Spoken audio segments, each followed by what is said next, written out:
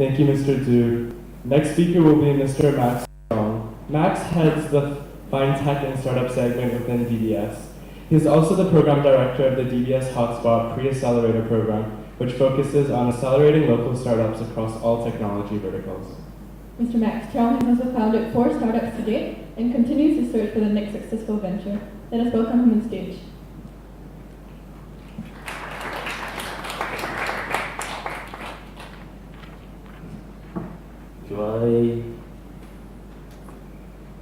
Oh, okay. There you go. No problem. So, everyone shared their stories, how they came to be today, and I'll just give you a bit of glimpse of my past background, right? So I'm actually Malaysian, but I've been living here since I was 7. I spent pretty much my whole life away from my family, which I feel is really a blessing, because I get to do all sorts of stuff which I don't have to answer to them. And actually during my O-levels, I remember that my very first venture was when I was actually 15 years old. I was actually because my parents were import and export, so they were doing all the containers and stuff, so I decided to do my own form of import and export, actually taking products that you're not supposed to take to Singapore. Okay, that's probably been recorded, but in the proper way. So I brought that in and out and made a lot of money. And I remember that I was closing a huge deal on my O-level biology exam, so I did not turn up, and I got ungraded for that. But thankfully, my rest of the grades actually still made me able to proceed in education. And then that actually pushed me further, and I realized that I have to actually really take time away to do what I want to do. Education can only take me so far. Then I told my parents that I can go to most universities, I can go to most junior colleges after that. I wanted to take a year off and do whatever I want.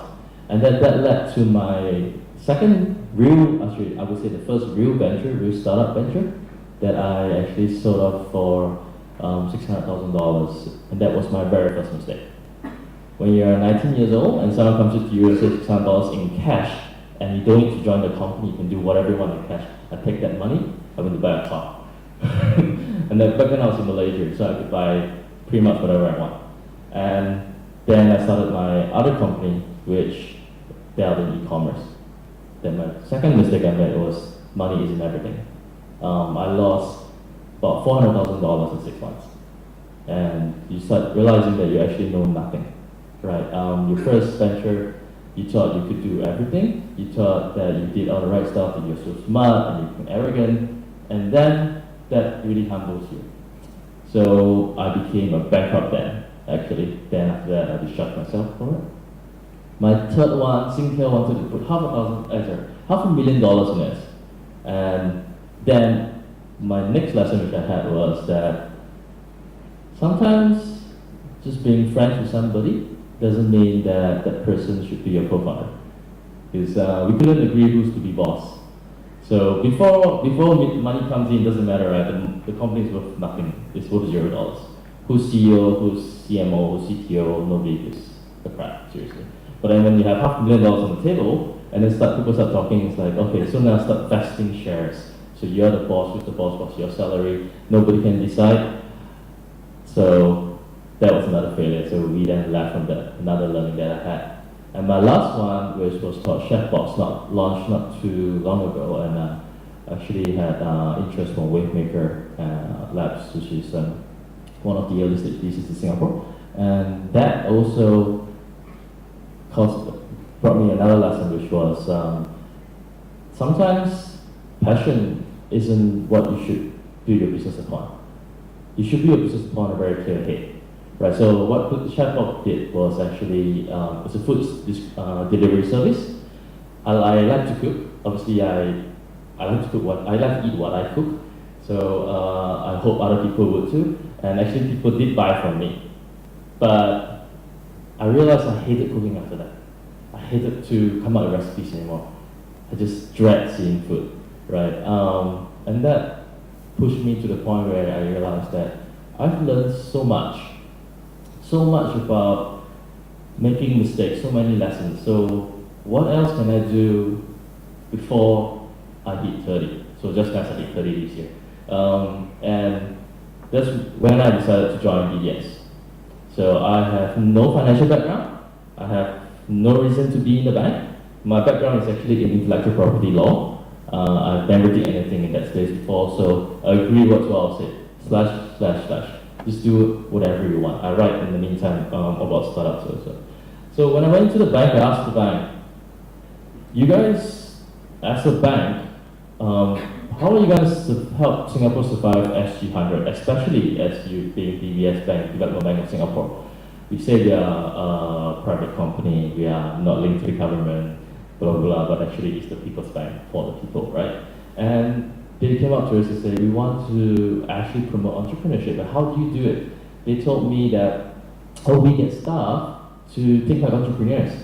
So then I went to them and asked them, so how do you do that? And then they told me, so we just tell them to be entrepreneurs, so we teach them how to be, make them more innovative, but then there's no upside for that. So be an entrepreneur, but all the money the bank takes. Be an entrepreneur, but you have no leeway to do anything. Just feel innovative, basically. There is nothing there. So last year when I joined the bank, I decided to kind of change that and actually allow DBS staff to take time off to set up their own company. So right now what we have in the bank is actually staff, if they come up with a good idea, they come to me, and I will then assess the viability of it, obviously, commercial sense of it, and we know most of the early stage VCs in Singapore and what they like, what they don't like, whether they can raise money or not. If we feel they can, we then get them time off. They get full equity, full IP, and spin off the company if they want to. But if they realize that, oh no, I actually am not fitted to be an entrepreneur, they come back. And we do this not just for our Singapore colleagues, but our colleagues in the region, and we have offices in China too, so that's why we also do that for the colleagues in China.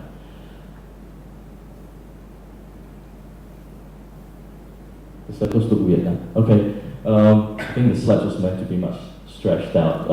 Basically, we want to create a real environment to fail, and I mean, the previous speakers talked about failing. Failing isn't a negative connotation. We sometimes don't use the word fail, but a safe place to experiment, a safe place to play around what you want. And actually, Singapore is a very, very awesome place to do that. The government is very supportive of that. One thing that probably needs slight changing is really just our own mindset. We fear of judgment all the time. And I have been on the other side where I open a bank account and you see, wow, so much money, I cannot finish. And then reach the point of opening my bank account, it's only $2. And then I'm in debt. And I'm credit card debt, company debts, I can't pay. So I didn't feel desperate at the point of time. Actually, I felt liberated because I felt that I basically made most of the mistakes anyone my age could have made. And everything from here is just gonna get better. I can only get better. And also helping DBS teams over DBS staff make their dreams possible. It was actually impossible for anyone in the bank to come up with an idea that doesn't belong to the bank. If you were to join any corporate today, after this, there's one clause, and it's very, very popular in Singapore, that everything you create belongs to the company. Even if you think of it and you put it down, technically speaking, it belongs to the company. And that's even more obvious if you join a research institute, right? We want to step back and ask ourselves why we actually do that. So in the past, that was impossible to create your own ideas. We want to make that possible and turning what you want into actual things. So actually, when we talk about innovation, there's a lot of people who talk about, especially let's talk about the financial space. There's a lot of Bitcoin. There's a lot of, especially now in China, there's a lot of businesses in Bitcoin. There's a lot of P2P lending, as Eugene was mentioning earlier. But honestly, it's really not about technology, right? We believe that. Okay, I have to take you through the slides because I don't think it's appearing very nicely. But basically, we believe that it's a lot more than just technology. Let's give an example. The Industrial Revolution, it was steam energy, right? Steam energy really changed the way things behave. And in the 1800s, we came out with the trains really as a real manifestation of steam energy. But when it was first devised, the very first steam engine that came to be was this small little thing that just rotates and rotates and just set the fire at the bottom. This was the very first concept of steam energy. And that at that point of time, not today, obviously now this looks very, very ancient today, but at that point of time, that was a huge innovation, that was a huge technology. And then people start coming out with very weird examples, like that. So basically they say, because back then it's all carriages, horse carriages. So everyone started putting steam energy onto horse carriages. The concept came to be that they'll make the horses run faster, obviously not. And today when we hear ideas coming up, Singapore, Taiwan, Hong Kong, China, there's a lot of these kind of ideas. There's a lot of ideas that never really understand the problem. And that's also the reason why in percentage based, I would say percentage, not in aggregate, but in percentage of startups that are successful, we are still a far-fetched away from our competitors in the West. Because we do not take a step back sometimes to understand why we're doing what we're doing. We're very smart people, we're very scientific. We're probably more scientific than the guys from the West. We are very logical. We know how to do incremental innovations a lot better than the guys over there. But then you come up with something which is absolutely, you have no idea how to connect the technology with the solution. And that is what we want to bring to the bank and to Singapore. And that's what I personally feel very connected with. This is pretty much what I always tell people, is that you can usually get what you want anywhere, right? But the reason why I stay on somewhere is because I just like that person. And in Asian context, right, it's relationship thing. That person gives me this price. Everyone does a vote for me. I just vote with this guy because I like the guy's face. I like the guy's the way he talks, the way we have a relationship. So that is something that's very apparent in Asia, and it will forever be very apparent. So that is something which we bring into the bank and talk about when it comes to innovation. When it comes to innovation in Singapore, innovation in Asia, innovating in just the people. Innovating in just the people's wants. So what do they truly, truly want? And Piyush always says this, and I firmly, so Piyush is our CEO of the bank, and within an innovation group, we really, really believe in this, is that banks will no longer be needed. It's only banking. What we need is just that ability to transfer money, ability to do this, ability to do that. We see that happening in China already. China is honestly the best, amazing place when it comes to fintech. They do a lot of stuff which is probably can't happen anywhere else in the world, but it's amazing the kind of innovations they can create and work within that country. And that is the stepping stone for actually unbundling the bank. So that's why we want to be a part of the journey, and that's really the reason why I joined the bank. So to actually help make that happen, and I'll have to talk about DBS stuff a little bit since I'm a representative of DBS Innovation today. We actually did this thing called DBS Talent Hackathon last year. And this Talent Hackathon actually had DBS staff and entrepreneurs in the market come together to get ideas together. Whatever ideas that was created by these parties, if they want to spin off, they can do so. Like I said, we want to help them create their own dreams. And we realized that a lot of people within corporates, they tend to be very siloed.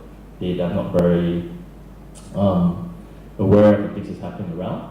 But yet, they bring to the table a strong set of skill sets, a strong set of knowledge about how the market would work. So we'll put them together. We also help startups from around the region come to Singapore. So we support this program called Startup Bootcamp Fintech. Recently, we just selected the top 10 fintech startups in the region, and we're going to help them accelerate. All these are early stage guys.